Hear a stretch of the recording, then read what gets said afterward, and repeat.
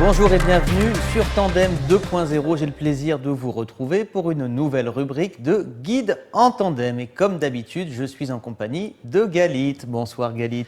Salut Jérôme. Je suis très heureux d'être avec toi. Et ben moi aussi, ça devient une habitude, comme tu Ça dis. devient une habitude. Une bonne. Et on va repartir Allez. à Jérusalem. Jérusalem. Retour à Jérusalem qu'on a visité ensemble il n'y a pas très longtemps. Mais ce soir, on ne va pas parler d'Hérode le Grand. Alors, où tu nous amènes? Je vous emmène dans le quartier juif pour vous parler d'une très belle synagogue, certainement une des plus belles de Jérusalem et de tout le pays, qui s'appelle la synagogue de la Hourva.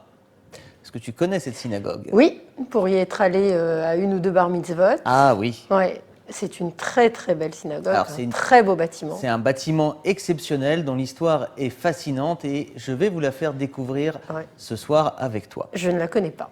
Donc, c'est avec plaisir que je vais la découvrir, l'histoire de cette Hourva. On est parti au Allez. cœur du quartier juif. Donc la synagogue de la Hourva, c'est ce très grand bâtiment avec ce dôme blanc. Tous ceux qui sont allés au Kotel sont passés avant ou après leur visite devant cette synagogue et c'est une synagogue qu'on peut visiter. Il faut savoir que c'est la 5e synagogue qu'on trouve à cet emplacement-là depuis 700 ans. D'accord. Donc, elles ont été détruites et reconstruites. Construites, détruites les D'accord. unes sur les autres Waouh. à cet emplacement ou quasiment à cet emplacement. D'accord. On va commencer l'histoire au XVe siècle, on est en 1492. Christophe Colomb, non pardon, aucun rapport. 1492, et la synagogue qui était là s'effondre. Et elle va rester effondrée pendant pas mal d'années, jusqu'à ce qu'on arrive au début du XVIIe siècle, et on a de Pologne le sage, le rabbin Yehuda Achassid, qui arrive avec plusieurs centaines d'étudiants, on parle de D'accord. 400 à 500 étudiants, et qui a le projet de reconstruire une synagogue à cet emplacement. On sait quelle synagogue c'était On n'a pas d'infos précises. D'accord. On sait qu'il y juste avait... qu'il y avait une synagogue. Ouais, on sait qu'il y avait une synagogue. Il faut savoir qu'il y avait à cette époque-là très très peu de synagogues. D'accord. Au Moyen-Âge à Jérusalem, c'est 1, 2, 3 synagogues maximum en fonction des périodes. Et lui, il arrive quand? Au XVIIe siècle? Il arrive tu as dit début XVIIe siècle. Début XVIIe, donc il sait qu'il y avait une synagogue Il ici. sait qu'il y avait une synagogue ici. Il y a des juifs qui priaient à ce moment-là, soit dans une autre synagogue, soit dans des maisons privées, parce que ça se faisait aussi, parce que pendant longtemps, il y a eu interdiction pour les juifs de construire des synagogues. D'accord. Et il décide de reconstruire au même emplacement une synagogue. Malheureusement, il meurt 6 jours après son arrivée, Dès qu'il est venu. dès qu'il est venu. Ah bah dis donc, le pauvre. Le pauvre, mais il faut savoir que pendant très longtemps, jusqu'à aller au courant du 19e siècle, les Juifs qui arrivaient en Israël venaient pour y mourir.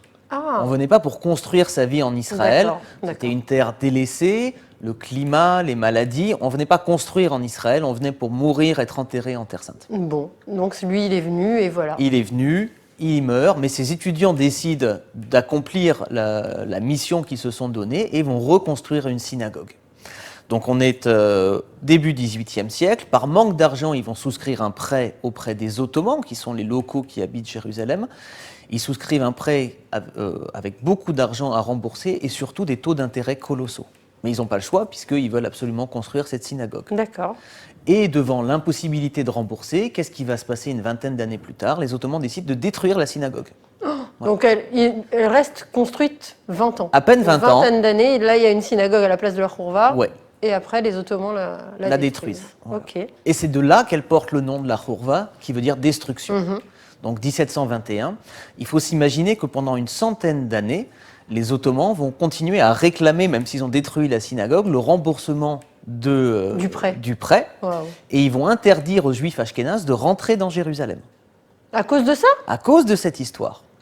Et donc les Juifs ashkénazes qui vont arriver à Jérusalem vont se déguiser en séfarades. Ah, ça existe Et ça? ça existe, ça, mais avec attends. des sortes de kéfiers, Ah, d'accord. en se teignant la peau, pour avoir le droit de C'est rentrer, parce que les Juifs ashkénazes qu'on découvrait dans la vieille ville, on leur imposait une taxe Pour pouvoir récupérer. du remboursement 100 ans avant de cette synagogue. D'accord. L'histoire va changer, on est au début du 19e siècle, en 1816, et on a un autre grand sage qui s'appelle le Gaon de Vilna, qui décède, dont les étudiants arrivent, parce qu'ils pensent que d'ici quelques années, le Messie va arriver. Pourquoi est-ce qu'ils pensent ça? Parce que l'année 5600, pour des raisons kabbalistiques, est vue comme une année mystique qui marquerait l'arrivée du Messie. Ça tombe sur 1840 dans notre calendrier, donc ils décident d'arriver à Jérusalem et également veulent reconstruire La Khourva. la Khourva, une synagogue à cet emplacement-là. Il n'y a pas d'autorisation. Depuis le début de l'islam, on a le pacte d'Omar qui accordait le statut particulier des Juifs qu'on appelle le statut de dhimmi, de protégé, mais qui, à côté de ça, empêchait aux Juifs de construire ou de rénover des synagogues. D'accord. Donc pendant des centaines d'années, les Juifs ne vont pas avoir le droit officiellement De construire. de construire. Parfois ça va se faire, les musulmans vont fermer les yeux, mais parfois ce sera effectivement interdit. D'accord. Donc ça se fait en plusieurs étapes. D'abord, ils obtiennent une autorisation de reconstruire et on est autour de 1850. Ils vont avoir les fonds, notamment grâce à la famille de Rothschild, qui va leur donner de l'argent et qui va leur permettre de reconstruire une petite synagogue. On est en 1854 et la synagogue est nommée donc après Meir Rothschild. On l'appelle la maison de Yaakov, Beit Yaakov. D'accord. Voilà. Et cette synagogue, cette petite synagogue reconstruite, reste là quelques années et avec d'autres fonds, elle va être rapidement agrandie et devenir une très grande synagogue. Et elle va avoir un rôle très important à la fin du 19e et au début du 20e siècle parce que ce sera la principale synagogue de Jérusalem. D'accord. Donc c'est là-bas qu'en 1901, on fait un grand hommage à la reine Victoria pour le statut protecteur qu'elle a auprès des Juifs. C'est là-bas que le grand rabbin séfarade va être intronisé. C'est là-bas que le haut commissaire anglais Samuel Herbert va également lire la Haftara. Donc c'est une synagogue à l'histoire incroyable. Bon, et là c'est là. C'est la première la version. Alors c'est la version 4 en fait 4 de la Khourva. De la Khourva, très grande synagogue, 4 pilastres, espèce de piliers, un grand arche et cet énorme dôme blanc qui fait que cette synagogue, on la repère à des kilomètres à la ronde. Donc c'est la synagogue au cœur du quartier juif. Le dôme fait écho à 2 autres dômes qu'on a à Jérusalem, le dôme du Rocher, évidemment, et les 2 dômes de l'église du Saint-Sépulcre. Donc il y a 3 bâtiments avec des dômes, un pour chaque grand monothéisme. Religion. La Khourva pour les Juifs, le dôme du Rocher pour les musulmans et le Saint-Sépulcre pour les chrétiens. Un beau symbole. Donc c'est un très beau symbole et malheureusement, on est en 1948, la guerre d'indépendance, cette synagogue va être détruite. Ah, à ce moment-là? C'est à ce moment-là qu'elle va être détruite. Plutôt, d'accord. La 4e destruction va arriver à ce moment-là parce que le quartier juif est bombardé, encerclée par la Légion arabe, les Jordaniens, et elle va être complètement détruite. Et ensuite, pendant les 19 années où les Jordaniens occupent la ville de Jérusalem, il faut savoir qu'il y a 59 synagogues qui vont être détruites. Donc quasiment toutes les synagogues de la vieille ville vont être détruites à ce moment-là. 19 ans plus tard, on est en 67, c'est là qu'on va avoir un changement. La question va se poser, qu'est-ce qu'on fait de ce symbole, de cette synagogue de la Khourva? Est-ce qu'on reconstruit à l'identique? Est-ce qu'on fait des modifications? C'était un sujet très compliqué. Dans un premier temps, ils vont décider de restaurer un arche qui restait quasiment intact et ils vont le restaurer comme symbole du renouveau à venir de la Khourva. On voit les photos de la destruction et des ruines qui restaient de cette synagogue qui ont été incroyables. Et grâce aux photos, grâce aux dessins qu'on avait du début du XXe siècle, ils vont décider de reconstruire quasiment à l'identique cette synagogue, mais ça va prendre 50 ans. Waouh! Donc c'est qu'en 2010 qu'ils vont réinaugurer cette synagogue de la Khourva. Ça prend si longtemps, pourquoi? Parce qu'il y a des problèmes de financement? Parce que quoi? Il y avait des débats entre les spécialistes pour savoir de quelle manière il fallait faire. On a fait plein de comités dans lesquels on a nommé des gens et on leur a versé des salaires pour qu'ils se posent plein de questions. Et comme les gens avaient un salaire, ils étaient contents de continuer à se poser des questions. Donc ça a duré un certain temps jusqu'à ce qu'à un moment le gouvernement dise qu'on s'était posé suffisamment de questions. On n'avait toujours pas les réponses. Et que maintenant il fallait avancer. Donc on a pris une décision et on a décidé de reconstruire quasiment à l'identique. D'accord. Donc en 2010, on fait une très grande inauguration, on fait un timbre, grande manifestation autour de cette nouvelle synagogue de la Khourva. Et beaucoup pensent, par rapport au nom de la Khourva, que ça vient de la destruction des Jordaniens, alors que c'est la destruction qui venait des Ottomans, 300 ans avant. 250 ans avant. mais on a conservé ce nom de la Hourva. Et donc la synagogue qu'on peut voir aujourd'hui, c'est la 5e synagogue qu'on a construite à cet emplacement. Qui est juste splendide. Qui est juste splendide. Alors, il y a plein de choses à savoir sur cette synagogue. D'abord, on le voit sur la photo. C'est Jérusalem et c'est la magie et le charme de Jérusalem. Mais collé à cette synagogue, on a un minaret. Ah bon? Ah, mais j'avais jamais fait attention. T'avais jamais fait attention? Attends, derrière? Juste à côté de la synagogue, il y a un très grand minaret. Quand on est sur la grande place, oui, sur le Cardo, sur le Cardo et la grande place derrière, avec tous les restaurants au cœur du quartier juif, on voit la Hourva et sur le côté, on voit ce minaret. J'ai jamais fait attention. Alors ça fait partie de l'histoire extraordinaire de Jérusalem. Ça a été construit par un juif. Ah oui? Ce minaret, il a été construit par un juif. Il faut savoir que étonnamment, il y a eu des disputes au cours de l'histoire parmi les membres de la communauté. Et dans une de ces disputes, c'est allé suffisamment loin pour qu'un des membres de la communauté décide de se convertir à l'islam, d'acheter une parcelle de terrain à côté de la synagogue et d'y construire une mosquée et d'y ériger un minaret. Mais c'est fou! Et on a gardé ce minaret, la mosquée n'est plus active, mais il y a ce minaret qui est quasiment collé donc, à la synagogue de la Hourva. C'est fou, j'ai jamais vu. Ah ben, voilà. Donc quand tu la regardes, quand tu es sur la grande place et que tu la regardes, elle est sur juste sur la gauche, ouais. Mais collée à la synagogue. Oh. Ensuite, l'intérieur de la synagogue, c'est quelque chose de très très beau. On a des vitraux, on a des peintures qui ont été faites et qui reprennent en fait des thèmes très importants pour le monde juif. La ville de Tibériade, Hebron avec le tombeau des patriarches. La tombe de Rachel à Bethléem. Donc aux 4 coins de la synagogue, à l'intérieur, on a ces très belles peintures et on a surtout une immense salle de prière, quasiment rectangulaire, qui fait 15 mètres sur 14, avec une hauteur sous plafond qui est colossale. C'est magnifique. Il y a toujours du monde parce que c'est aussi un lieu d'études. Donc en plus des offices, il y a toujours des étudiants qui sont présents dans la synagogue. Mais ce qui est très agréable, c'est qu'on a 2 niveaux par lesquels on peut rentrer et voir la synagogue, sans rentrer par l'espace à l'intérieur desquels il y a les prières ou les études. Donc là, on voit les peintures dont je parlais qui sont aux 4 coins.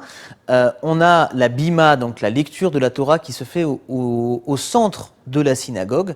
Il faut savoir que cette lecture de la Torah, parfois, elle se fait plutôt devant, que tout le monde est en arrière. Ouais. Dans le rite séfarade, et il a été repris ici, la bima, elle est au centre, de manière à ce que tout le monde, en fait, soit autour et que la Torah soit vraiment centrale. Et du coup, maintenant, c'est devenu, alors que ça avait été à la base...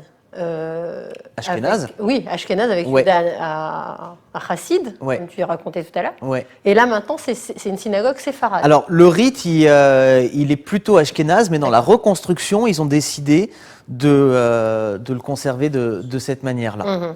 Et on a également, et il y en a assez peu qui sont faites de cette manière-là, le Haron HaKodesh qui est sur 2 niveaux. Tu as une double arche sainte, derrière lesquelles sont les rouleaux de la Torah. Et au-dessus, comme on l'a traditionnellement, on a inscrit les 10 commandements. C'est quelque chose de très beau. Il y a des artistes de plusieurs pays qui sont venus pour apporter leur contribution. Également des éléments de synagogue de l'étranger qu'on a rapportés pour construire ça. Donc la synagogue est quelque chose de très, elle est très belle. Une très belle visite. Même la luminosité, c'est quelque chose de très il y a des énormes fenêtres. La luminosité est splendide. C'est vraiment très très beau. Il y a quelque chose de spécial. On sent une présence divine, une shrina, je sais pas, peut-être une sainteté, je sais pas. Elle a quelque chose de spécial. Elle a quelque chose. La grande arche, pour te donner une idée, elle fait 13 mètres de haut. Wow. Et la synagogue de haut en bas, elle fait 24 mètres de haut. Donc c'est un bâtiment qui est immense. Et on parlait de l'Arche Sainte, elle permet de garder 50 rouleaux de la Torah, pour te donner une idée de la taille. Les autres parties qui sont assez surprenantes dans la visite de la synagogue, c'est ce qui se passe au-dessus. On a la possibilité, en visitant la synagogue, d'accéder au toit panoramique. On a 2 magnifiques... Ah, ça, j'ai jamais fait. Alors ça, c'est super sympa à faire. Tu as 2 très beaux escaliers à colimaçon, en fer forgé, sur lesquels il est indiqué en gros qu'il faut être maximum 3. En général, tu as une dizaine de personnes. Et tu arrives à la terrasse panoramique. Et sur cette terrasse panoramique, on a une vue absolument somptueuse sur le quartier juif, je vois. sur le mont du Temple et derrière le mont des Oliviers. Magnifique. Donc, et c'est en mode circulaire. Ouais. Donc, en fait, tu peux 360 faire vraiment un degrés. 360 degrés, Super. à la fois le mont des Oliviers à l'est et toute la partie de la Jérusalem moderne côté ouest. Donc Wow. ça, Très beau. ça vaut vraiment la peine.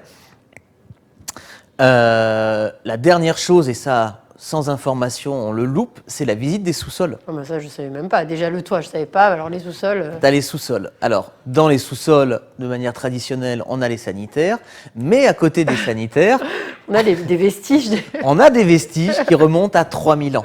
Waouh! On a des vestiges avec des pierres et on a trouvé des artefacts qui montent à l'époque du premier temple, mais on a de l'époque romaine et byzantine des mikvés. On a retrouvé plusieurs mikvés, les bains de purification, jusqu'à l'époque moyenâgeuse dans lesquelles on a trouvé des traces d'un complexe industriel. Waouh! Et Waouh. on a également des traces de colonnes, puisque le cardo passait à cet endroit-là. C'est quoi un complexe industriel? Ah, on ne sait pas, est-ce que c'était l'équivalent d'un atelier, une petite usine, mais en tout cas on a des traces de production D'accord. qui remontent au XIVe siècle. Waouh! Donc tout ça, et ça a été découvert donc, dans les années 70-80. Et la dernière découverte, à ma connaissance, et la plus récente, c'est la découverte d'une cache qui date du mandat britannique. Parce qu'il faut savoir que dans la deuxième partie du mandat britannique, on va dire entre les années 30, à partir du milieu des années 30 jusqu'à l'indépendance, quand il y a eu les conflits armés entre les différents groupes, il était interdit de posséder une arme. On pouvait être mis en prison pour détention d'armes. Et donc il y avait dans plein d'endroits des caches utilisées donc, par les groupes juifs pour pouvoir se défendre. Et on a retrouvé dans les sous-sols de la synagogue également une cache qui servait à cacher plusieurs pistolets. Waouh! Magnifique. Donc visite de la Khourva, c'est un lieu fascinant par son histoire, par son architecture. Ça vaut vraiment la peine. Prenez le temps, c'est au milieu du quartier juif, c'est ouvert à tout le monde. C'est super beau. Et puis c'est juste à côté, tant qu'à faire, si on y est. Dans les visites de synagogues, on peut aller voir les 4 synagogues sfaradiotes qui sont juste à côté. Également un très bel endroit dont on On aura l'occasion de parler. Là-dessus, parce que ça aussi, c'est un monde, cet endroit. Et donc, comme c'est un peu plus à l'écart, souvent, ça fait partie des lieux assez peu fréquentés, exactement. mais qui valent la peine d'être... C'est magnifique. Donc oui, voilà, dans le même périmètre, on a des choses extraordinaires. Extraordinaires. Donc tous ceux qui pensent que malheureusement à Jérusalem, il n'y a pas assez de choses juives... Et qui ne vont qu'à la Mamila. Et qui vont qu'à la Mamila et au Kotel. Dans le quartier juif, il y a plein de choses à voir, à découvrir, et on se fera un plaisir de vous les faire découvrir. Merci beaucoup, Galit. Merci, Jérôme, pour cette découverte à nouveau. Et puis, vivement la prochaine. À très bientôt. Merci de nous avoir suivis sur Tandem, notre chronique Guide en Tandem avec Galit. Et je vous dis à très bientôt. À bientôt.